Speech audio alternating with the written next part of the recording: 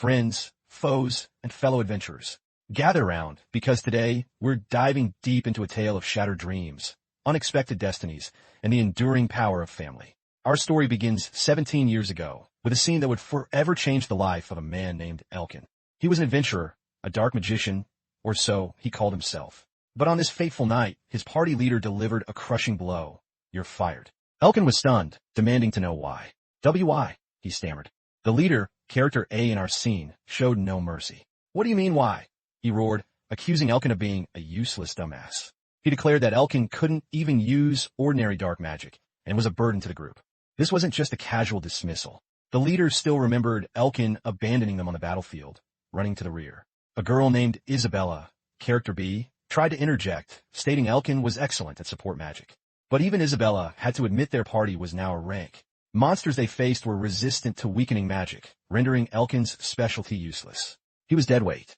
Elkin was left reeling, knowing his once relied upon weakening spells were no longer enough. His old protector, Josh, couldn't shield him any longer.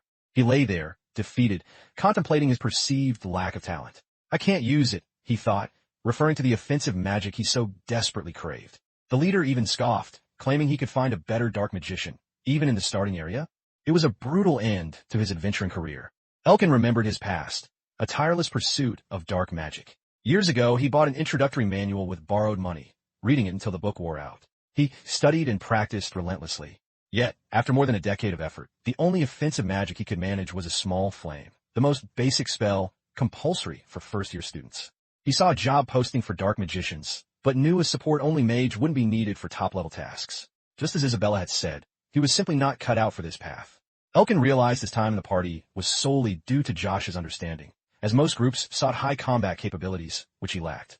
A wave of resignation washed over him. "I guess it's time to quit," he mused. He knew so many spells, yet could use none of them effectively. But just as despair threatened to consume him, a faint sound pierced the alley's gloom. A baby's voice? Elkin exclaimed, utterly surprised. He frantically searched, following the cries. What he found would forever alter his destiny. 2 tiny bundles, wrapped in blankets, crying in a trash bin. "Twins?" he gasped, horrified. What terrible parents. The thought of parents abandoning their children like this sickened him. The babies cried even harder, their tiny wails tugging at his heart. Awkwardly, he picked them up, trying to comfort them. There, he cooed, rocking them gently. And surprisingly, it worked. The crying stopped. They were so tiny, so vulnerable. He felt overwhelmed, yet a strange warmth bloomed in his chest. What should I do? He wondered. They're starting to grow on me, he thought, a smile finally touching his lips as the babies quieted. He looked around, a new set of worries bubbling up. This area, filled with adventurers' camps, was unlikely to have an orphanage. What should I do? He fretted, realizing he'd have to go to the neighborhood committee. As if on cue, the girls began to giggle. And then, a sound that would change everything. "Papa," they chirped. Elkin was deeply moved. "They're calling even someone like me. Papa," he whispered. In that moment, he decided. This was his fate. He would be the best dad he could be for these children. Fast forward, and Elkin, with help from Dr. Mond and his family, opened a used bookstore in a countryside town called Lithigal. Starting from nothing, he worked tirelessly, building the shop to feed his new family. Dr. Mond, a cheerful, bald man, recalled Elkin, noting how he'd been less talkative before meeting the twins. It was a demanding life, but Elkin often said, "The ones who raised my daughters were the countless books we had." These books became more than just pages. They became their educators. One day, the girls found Elkin's old wand in the storage room. "What am breath of the crimson flower," one of them murmured, and suddenly, fire erupted. They'd found a spell. "Flamethrower," they cried out with delight. The unsuspecting man in a chef's uniform was startled. The column of fire they unleashed was so powerful, it broke the roof. Elkin was aghast. "WH-, he exclaimed.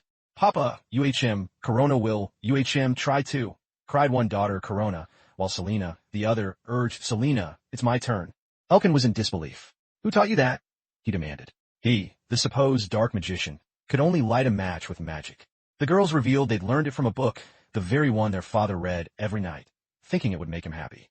They felt terrible, tearfully apologizing for the damage. Elkin, realizing he couldn't scold them, gently patted their heads. He asked if they liked magic. Their answer was an enthusiastic dark magic is really fun. Despite his initial thought that they should like light magic for its healing spells, Elkin decided to embrace their passion. "Let's study dark magic together, okay?" he offered. He did, however, caution them not to try dangerous things alone. From that day forward, the girls quickly excelled. Elkin taught them until he had nothing left to impart. Then, he enrolled them in the renowned Hafen Academy. They passed the entrance exam with the highest grades and began to learn even more about magic. 2 years later, Dr. Demond asked Elkin if the girls would be returning soon. Elkin believed they would come for a short while to tell him something important.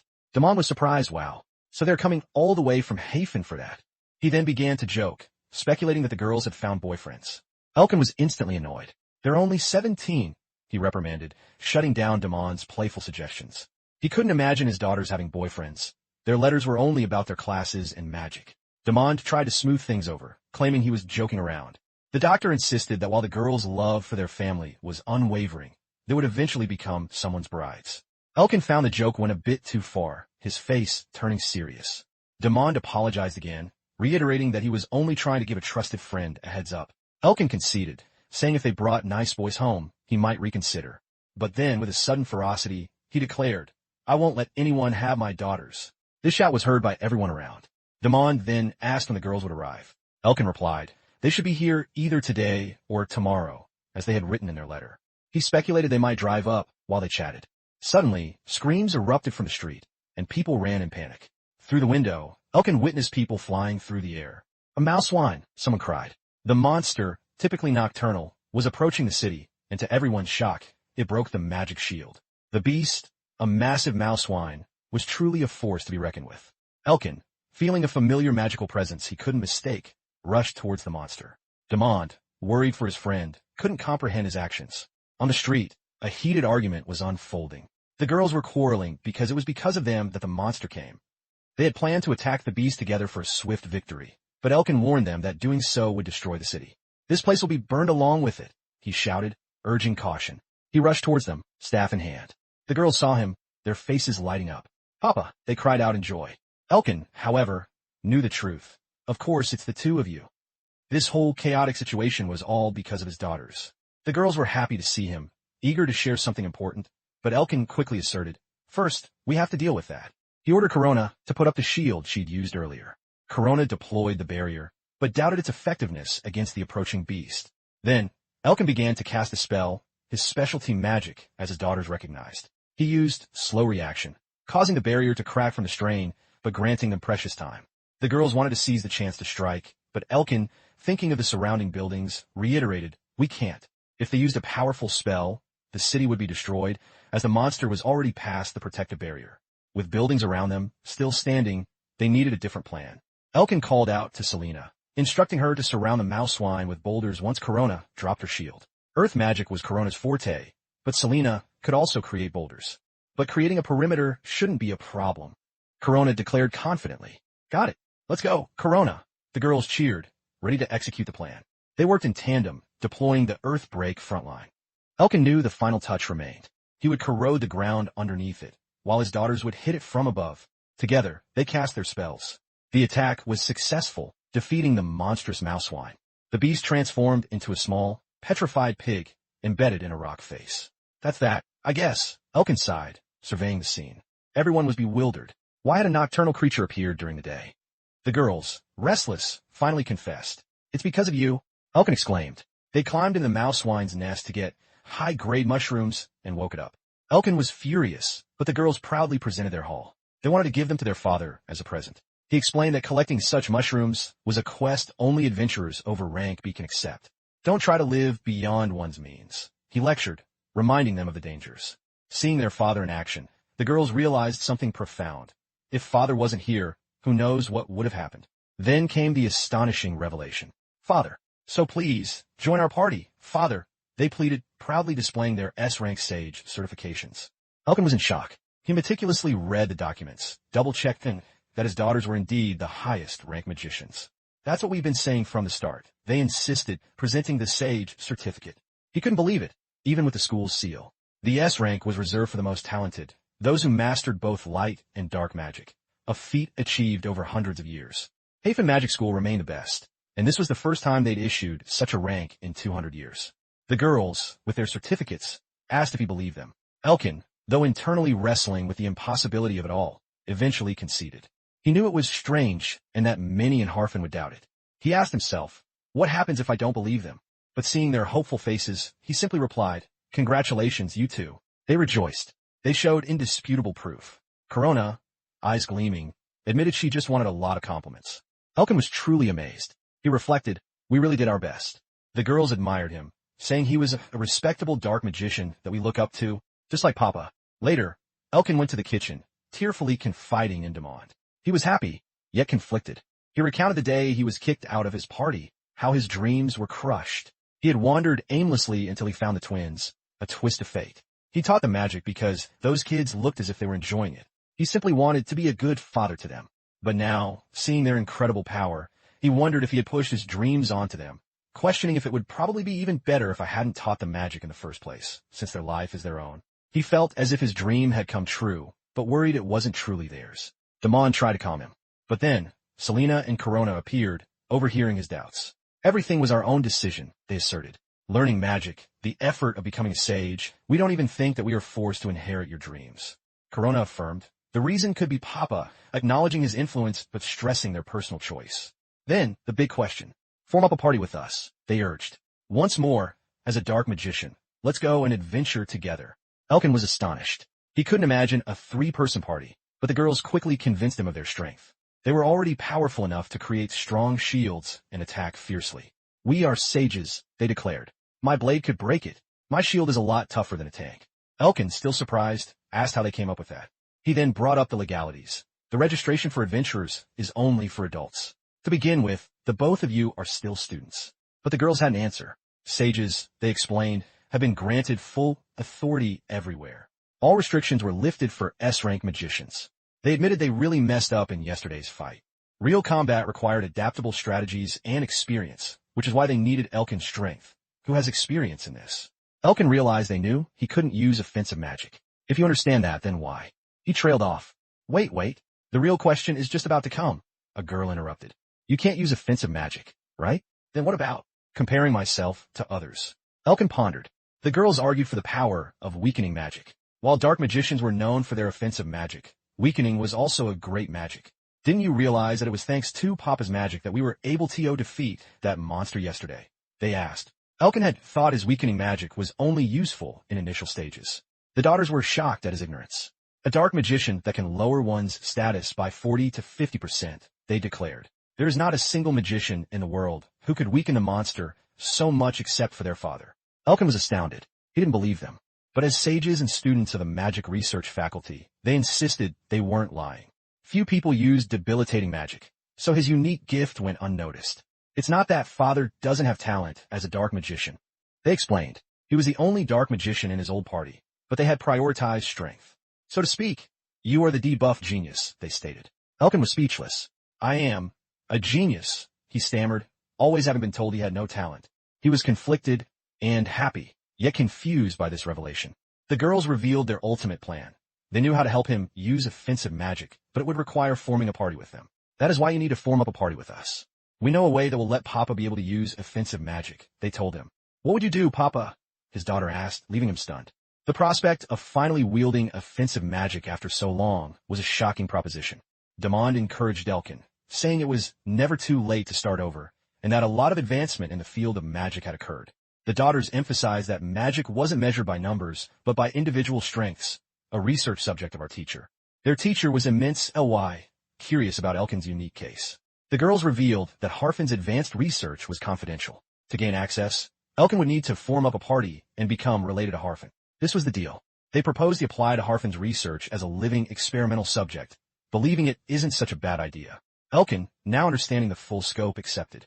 I see. I understand what you're trying to say. I'll form up a party with you, he agreed. Elkin changed into new clothes, as requested by the girls, still unsure what they were up to. Father, have you prepared all magic ingredients? They asked before setting off. The girls began to conjure a huge magic circle. Suddenly, Elkin was blown up into the air. As I thought, it's flight magic, he exclaimed, utterly surprised. The Barbalages had left, leaving onlookers concerned but confident in their abilities. Demond, observing from afar, commented on Elkin's versatility. He recalled when Elkin first arrived in town with the 2 babies, looking like he would break if he hit him. He also remembered Elkin's stubborn refusal to entrust the girl's upbringing to anyone else, acting more like an unflappable rock than a man leading a normal life. Demond reflected that whatever his motives, Elkin still tried his best to be a good father for his precious daughters. He had fulfilled his wish, It was time for him to grow. The daughters, knowing Elkin's tendency to keep things to himself, had decided on a rough method to involve him. The narrator Riley notes, "It looks like the daughters that you've brought under your care have grown quite stubborn." Their landing was rough, causing Selena to blame Corona. Elkin, still reeling, felt he was going to die on that flight, considering it the scariest magic there was. Corona apologized to her father. They had landed in a bit of a remote place, the eastern side of the base of a mountain, a slight miscalculation. Corona, ever playful, declared she would use flight magic next time. Elkin insisted it was time to explain the details. Selena, however, wasn't having it. If anything could be explained so simply, she would do it right away. Their plan was to explain everything once they had moved him. The daughters also had their own circumstances. Corona hinted that if we had stayed longer in that city, then most likely leaving Elkin to wonder. She suggested they settle in first. The south wind blew, clearing the dust. And there, before them, was their destination. "Welcome to Harfin," the girls announced. Elkin gazed at the magic city of Harfin, awestruck by its towering citadel and the unique light emanating from its mineral-rich walls, a sight he had only heard of. The town thrived around Harfin Magic School, its heart. It was a city almost entirely populated by people related to the school. Inside, the girls, like excited tour guides, were already planning. "I'm going to coordinate it with Papa," one exclaimed, examining clothing sketches. Elkin was immediately self-conscious. The looks from the young ones were painful, he muttered. He worried about being seen in his old-fashioned rubbish robes next to them. So, they made a detour. "If that's the case, why don't we go and buy new clothes before heading to university?" Elkin realized he hadn't brought enough money for such an unexpected shopping trip. But the girls assured him their school grants money for laboratory expenses, covering most of our daily necessities. Elkin was shocked. No way. What kind of parent would let their daughter pay for something like that? The girls, however, had already decided. "Well then, let's go, Papa. Since it's Papa's debut at Harfin, we have to get good clothes," they declared. They found an elegantly looking store with magicians' outfits, amazing the girls. The shopkeeper welcomed them warmly.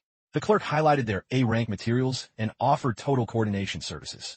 Elkin worried about Corona's worn-out clothes, but she insisted she was fine. As they shopped, 3 other students approached the girls. "Will you please teach us flight magic?"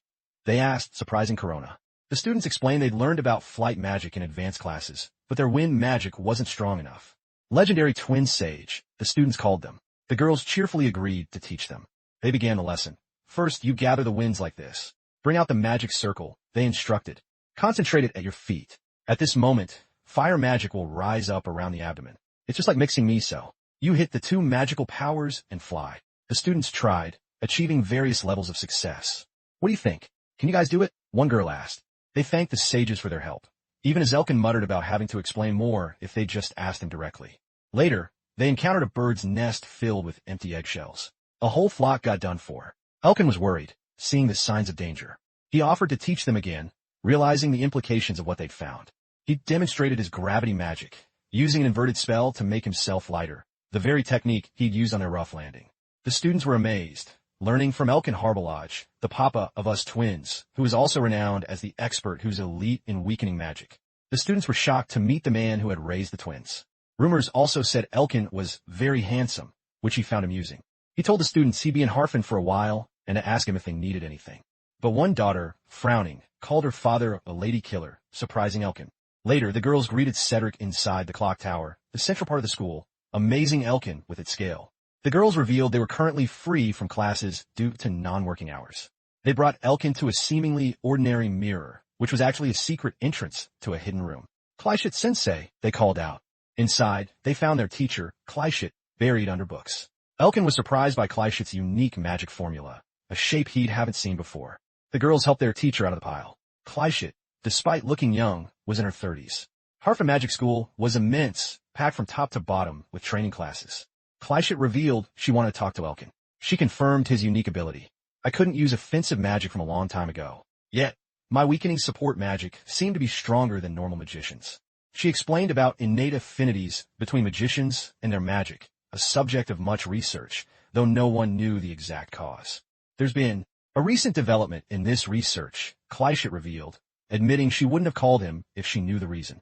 This research, on granting human rights to failures who can't use magic, had been ignored before Selena and Corona arrived. "Research on granting human rights to failures who can't use magic is unnecessary," was the common sentiment. Elkin respected her for pursuing such coldly treated research. Kleishit then revealed her own secret. She herself cannot use any elemental magic. Her only magic was the universal truth, the power to distort the space in the void, using reality deception. Elkin had seen a glimpse of this when he first arrived. He thought such spatial magic was only in fairy tales, a fiction. Kleishit explained it consumed immense mana, and she could only control it within the library. Elkin now understood why she was often found buried under books. Kleishit then got to the development she'd mentioned. Thanks to Corona-chan and Selena-chan, we have succeeded in finding a way to the solution for Elkin to use offensive magic. She called it a plan, not a fundamental solution. The girls excitedly confirmed. Father, it's true that you'll be able to use offensive magic with this plan. We found 2 methods, the girl revealed, leaving Elkin anxious about the preparation needed. Kleishit offered him a choice. Which one do you want to hear first? One relatively easy one and a hard one foot. Elkin chose the easy way. The girls eagerly began to explain. Kleishit had discovered mana veins, a flow of magic circulating within the body, like blood vessels, and connected to innate qualities. If one could meddle with it, they could use magic previously inaccessible.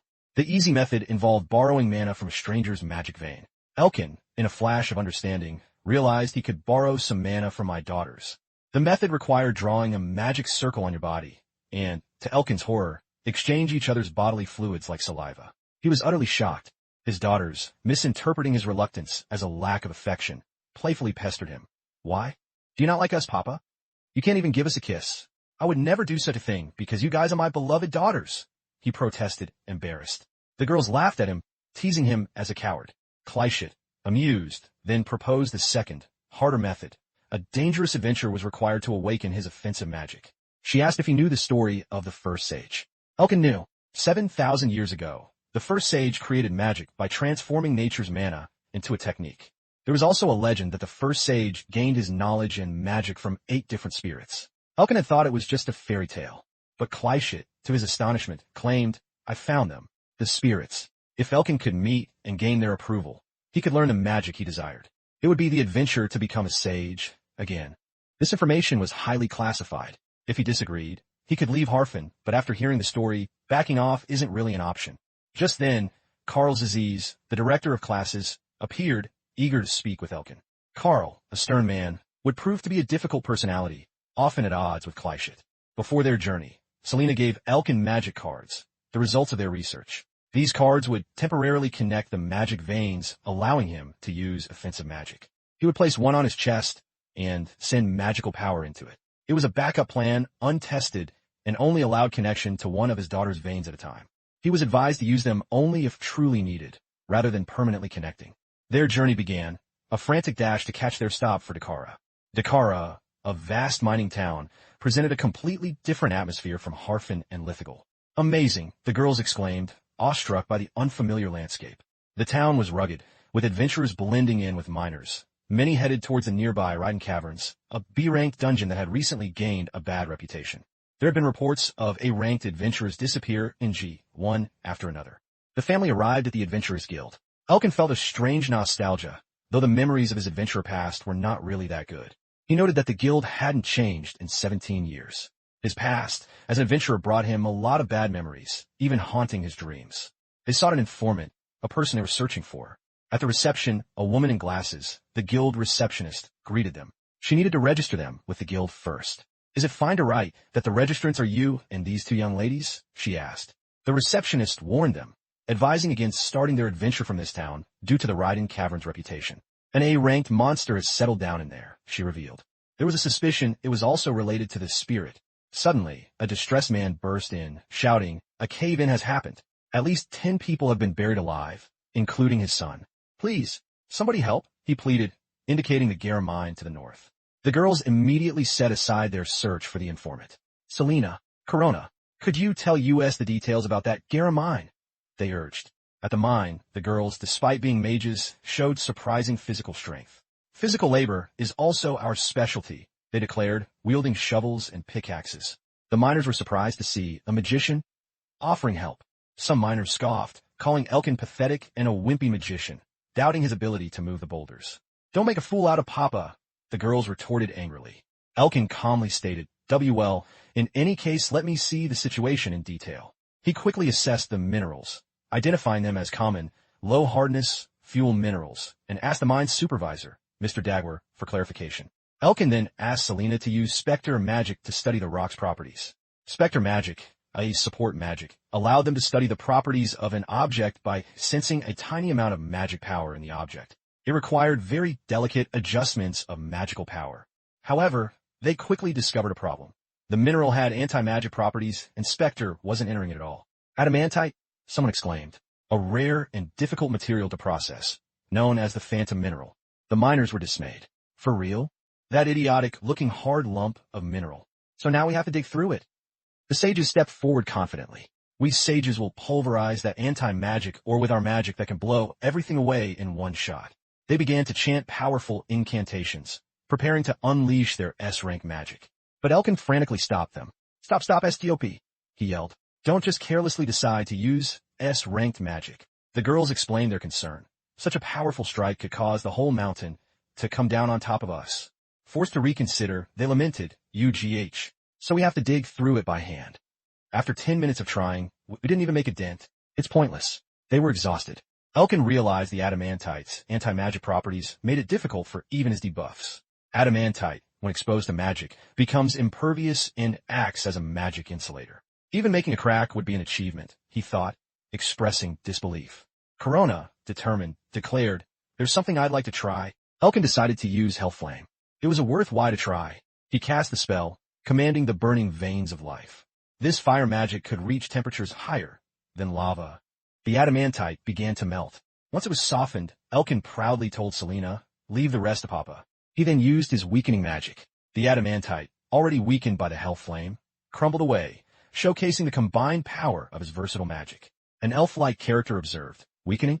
The scale is remarkably big, but after a series of A-rank magic, this impressive display even won over a skeptical female magic user, who admitted she was now motivated because Elkin has raised such lovely daughters. She couldn't wait to meet them. The miners, safe and rescued, expressed immense gratitude to Elkin, calling him Mr. Magician and embracing him with tears of relief. The people of Dakara were very persistent when they want to repay their debt of gratitude. They were treated to a lavish feast, Pikara's hospitality, that went on until dawn. Corona even performed tricks with water. The next morning, still recovering from hangovers, Elkin offered herbs to his companions. Back at Dakara's Adventure Guild, the receptionist welcomed the Harbalaj family. A man informed them that the person they had been searching for was there. A guild. After 17 years, the girl murmured. An elf girl appeared, apologizing for her lateness. Era, it seems that the person who I've been waiting for has arrived. This was Elise Dravant, an adventurer and scout, an elf. Elves, a rare species with long lifespans, were typically unfriendly to humans due to their differing lifespans. Elkin had already become famous in town for crumbling adamantite. Elise confessed she felt a lot of responsibility as scout for the Sage family, having heard about him from teacher Kleishit. She was surprised and grateful for such a warm greeting, expecting hostility. Elkin, admitting his weakness for cuteness, found Elise endearing. Elise praised his daughter's cuteness and silky matching hair. She was surprised that Elkin had no weapon, assuming that as a teacher's apprentice, he'd be a magician. Elise then demonstrated her scouting abilities. She could summon 2 miniature armored figures, Remion and Arion, whose senses were connected to hers, allowing her to scout dangerous places. She controlled them with magic and battle, as they struggled to act with precision on their own. The girls immediately grasped the concept. They were similar to marionettes. Elise revealed her past connection to teacher Kleishit. They were acquaintances from way back, even senpai and kohai at university. Elise would accompany them to the place where spirits resides, a journey they had come for. Now, let's get our supplies and head out. They soon arrived at the Raiden Caverns, a B-rank dungeon with an ominous entrance. The cavern walls glowed bluish-purple, an effect of the unique minerals within, giving the cavern its name, Raiden Cavern, meaning lightning. They were cautious, knowing an A-rank adventurer had recently disappeared there. They had to brace for the worst. And just as they spoke, speak of the devil, a large, menacing hound wolf appeared. Hound wolves were known for their persistent pack tactics, including ambushes and playing dead. This was no ordinary dungeon encounter. When you see one hound wolf, you can easily expect 100 more, Elise reminded them, controlling her automatons. Another large wolf emerged.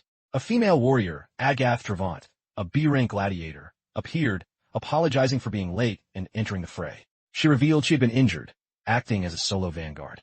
Corona immediately extended an invitation. It seems that our meeting was destined to happen. Selena, however, was opposed to this idea. They hadn't come for charity. They had a mission. Their current task was temporary, and they needed to complete it to avoid penalties. The increased difficulty in Raiden Caverns was due to an accident. Elkin decided to help Agath gather evidence to cancel her quest without penalty, even if he wouldn't help with the quest itself. As long as Agath is okay with it, everyone agreed, offering their thanks. Just then a wolf attacked. Watch out, get down. Agath had been found, and with her a gun. Max, a B+ rank sniper, appeared, apologizing for the trouble Agath had caused. Max and Agath were partners, but their relationship was strained. A heated argument ensued. Max's group insisted they didn't need help, while the girls explained they were assisting Agath to cancel the quest. Elise, the elf scout, reminded them they were trying to cancel because it was too difficult.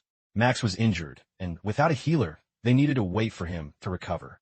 Max acknowledged the dangers of being an adventurer, that it's something we'll have to face eventually anyway.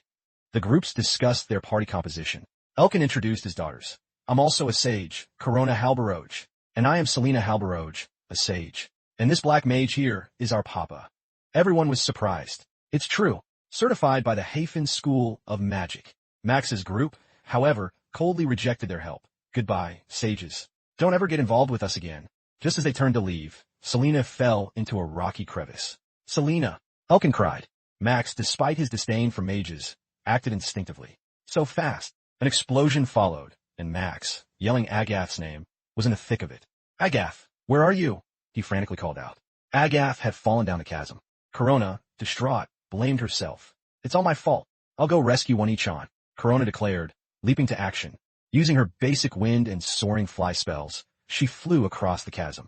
Elise, worried, mentioned Selena and Corona's names. She urged Elkin to use debuff spells on the still-active robot. Meanwhile, a powerful, dark-haired woman easily defeated 2 automatons, confirming her superior strength. Elkin was frozen, unsure how to act. A mechanical fist appeared, attacking him. Freeze! Elise San warned him to dodge the best you can, as all the magic in the area is being annihilated. Elkin invoked his name. In the name of Elkin Halbaroj, structures collapsed around them. A powerful humanoid with electricity-charged hair, perhaps a spirit, was surprised to find a human. Luckily, Agath was safe, but Selena was still missing, buried deep underground due to a chain reaction from the cave-in. Nothing is going well, the distressed girl cried. They hoped to meet up with others along the way as they climbed upwards. This is Papa's magic, one girl wondered, recognizing the unique magical event happening above them. A rocky creature crumbled, likely from Elkin's attack. Elkin cast a spell, using boring old magic. He invoked a magic key to open a passage. Elkin performed a powerful kick, creating a burst of energy. Elkin, defeated, called out Selena and Corona's names, fearing they were lost. They needed to hurry and go look for the 2 of them. Elise, the elf, warned Elkin about interfering with her ancient magic. She was shocked to learn his powerful magic was developed after his retirement. Elise explained that Elkin's magic was an exception, as negation spells were usually defensive and difficult to apply broadly. Elkin smiled, glad that his ancient magic had not been interfered with, and that it had somehow worked out. Elise, with her scouting expertise, helped them navigate the branching cave. It was a B-class dungeon, not very large, so they would find him soon. Elise thanked Elkin for his help. Selena and Corona had indeed run into Max. Selena explained her fall, apologizing for causing trouble. To her shock, Max had put a collar on her. What's this collar? She demanded, angry. Max explained that after the cave-in, the dust made it impossible to see, so he had no choice but to use it to pull her to safety. Selena realized, I'd be dead if he hadn't saved me. Yet, she refused to thank him, claiming he hadn't actually tried to save her, and that she hadn't asked for help. Max, exasperated, just wanted to leave. You always have something to say, don't you? The collar, he explained, was linked to Agath, who had the key. They were stuck until they found Agath. Selena, ever the proud sage, menacingly told Max, I'm Selena Halbaroj, and just so you know, I wouldn't mind knocking you out and dragging you around, got it? Max, a magic gunner, responded with a powerful reverse propulsion shot. Corona showcased her magic, overpowering weak creatures effortlessly. Oops, my bad, she cheerfully apologized for overdoing it. Max's magic tools were tiring to use and had limited shots. Don't you dare underestimate a magic gunner, Max warned her. The girls worried about Selena, who had fallen deep underground. Corona then worried, what if she runs into Max? It happened, a girl confirmed, implying the worst. The group reminisced about Max's intense dislike for sages, remembering what happened when they first met. The girls recalled Hafen being old-fashioned, and how noble kids barely talk to us despite their sage status. Why does Max hate sages so much? One wondered aloud. Max, a native of Eastern Morzia, had a tragic past connected to the region's blood politics and the day they abandoned their homeland. He and Agath had escaped their town after a fire destroyed it, turning him into an adventurer. He explained, "It's not that I dislike magic. The power of magic scares me.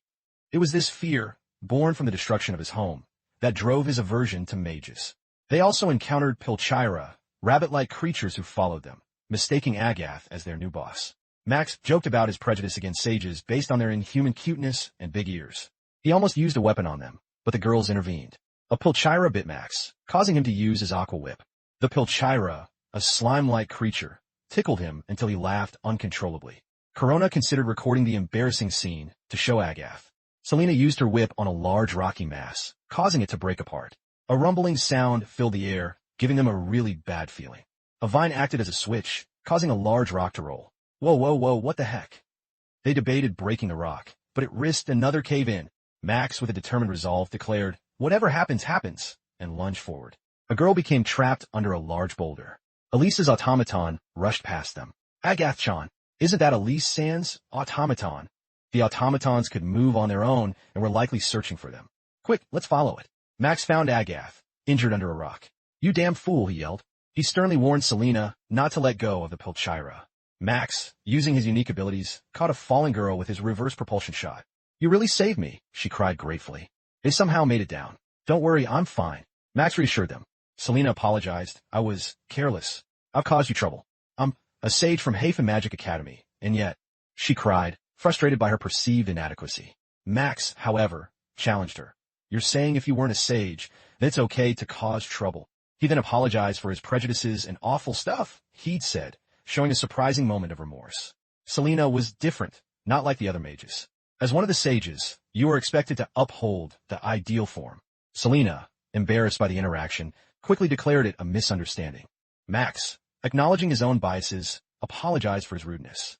Max also had a connection to Karl Zeiss, the director of classes at Hafen, a family making a name for itself within the walls of the city for many centuries.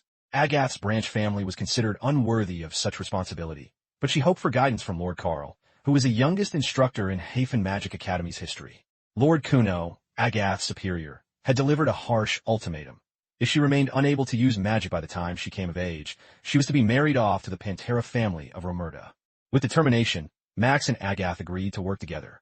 Elise, using her phase detection, had mapped the entire cave, including everyone's current locations. She believed Selena was with the magic marksman, and that neither of them are alone. But Corona's status was unknown. Elise worried about the sages. As they approached the temple, the spirit's influence would grow stronger. She advised against counting them as fighting force against spirits and to proceed while tracking Selena and the others. Corona, injured, struggled to find an escape route, but she found a way through. She confidently cast spells, overwhelming her opponents faster than they could recover. "Take this," she declared, unleashing a powerful Leviathan spell. Lost, the girls found themselves at another dead end, having tried numerous paths. They argued about who was at fault for the difficulty in finding their way, their rabbit companion, Kip, observing silently. Kip, then, joyfully revealed a small cave entrance. Inside, they discovered faintly glowing water, rainbow water created by the ice feeder, mixed with fragments of ice. They realized, to their horror, they weren't climbing up but going further down. Max had a plan, believing Agath might fit through the small hole discovered by Kip. But the plan was risky, with potential for even worse trouble. Max then revealed his self-developed secret technique. Rhapsody to the petals of sin blooming in my palm. Its effect, it shrinks the target down to palm size. Max had inadvertently shrunk his own clothes. Luckily, the clothes would revert as the magic was tied to the original spell. They found themselves near ice feeders, feeling an overwhelming pressure even though they weren't hostile. They proceeded deeper into the cave. Inside, a mana release circuit malfunctioned due to overwhelming power, causing a robot to explode. Corona called out to Agath, ready to handle the situation. The miniature armored figure charged, compressing its magical power for an attack. It moved so fast, Agath's ability to sense magic allowed her to anticipate the doll's movements. Corona began an analysis spell to find its magic control receiver, noting that engineers from Eastern Morzia made similar ones. She was running out of mana. Suddenly, Elkin's power erupted, creating a cage of creation. Break of Inception, the narrator called it. Corona, activating her spell, aimed for a tricky spot, a sword with an embedded magic formula. "This is your specialty, isn't it?" Max smirked, as Corona unleashed a vengeance formula. Number 3 without incantation. An icicle spear struck, shattering armor. Hooray! We did it! The adventurers cheered, celebrating their victory. They had reached the temple, where Spirit greeted them. I welcome you, children of man. Welcome to my temple. The monsters were losing their momentum, their forces thinning out. Elise considered helping Corona's group, but Max had finished his work. A massive surge of magical energy erupted, making it best not to enter. The Spirit, mocking, told Elkin to give up. Seriously? You don't know the first thing about my father. Selena reminded the Spirit how happy Elkin was when they became sages, even crying tears of joy. He was as happy as if it were his own achievement, she declared, challenging the Spirit's dismissal of his dream. The Spirit scoffed. Feelings have nothing to do with it. Giving a journey to one without direction is meaningless. One who cannot even see their own path is unworthy of my power, the Spirit proclaimed. Selena, enraged, unleashed a powerful crimson fire, fierce enough to consume even Chaos Dash in the name of Selena Halberoge. Corona followed with an Nova explosion. I'm pretty pissed too, Corona admitted, revealing her rage. Even S-class spells barely phased the Spirit. Max unleashed a thunderstorm barrage. The girls struggled, taking hits. The Spirit scoffed. For mere humans, your magic is quite impressive. They wondered if anyone could withstand such power. Elkin realized it was the Lost One's delayed magic, the Spirit's doing. The Spirit found it amusing, getting an idea. He offered Elkin an opportunity. You wish to wield my magic, don't you? The Spirit would grant his magic depending on the conditions. He warned Selena, take even a single step, and you fail. Elkin, assessing the girls' abilities, acknowledged they were indeed worthy of the title of sages. But Selena firmly stated, right now my father is the one who needs that power. The Spirit, however, declared a cruel condition. If he can overcome you, that too would be a demonstration of strength.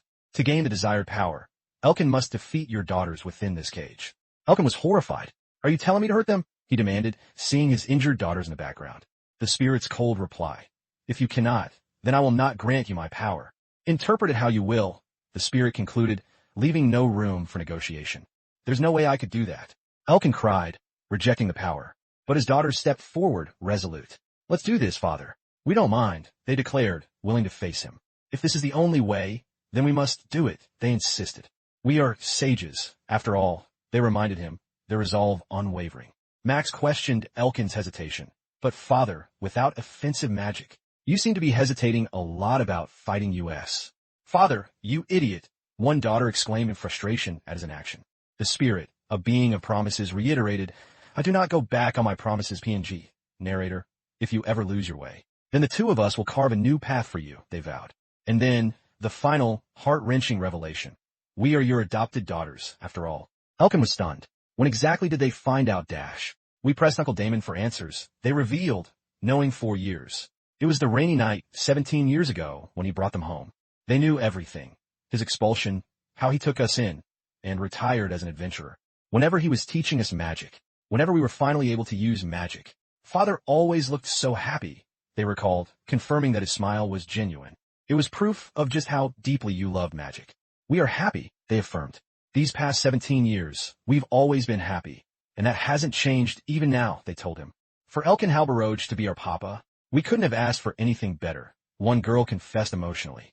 Elkin, looking at his grown daughters, silently thought, the babies you found back then have grown this much. If you once gave up on your dream for our sake, then we won't hold back in making that dream come true now, they vowed, ready to fight for him. Father, take up your staff, his son urged. Right now, we are nothing more than teacher and student, and proud mages. With renewed purpose, Elkin and his daughters stepped forward, ready to face any challenge, until there is sunk dive into their incredible world.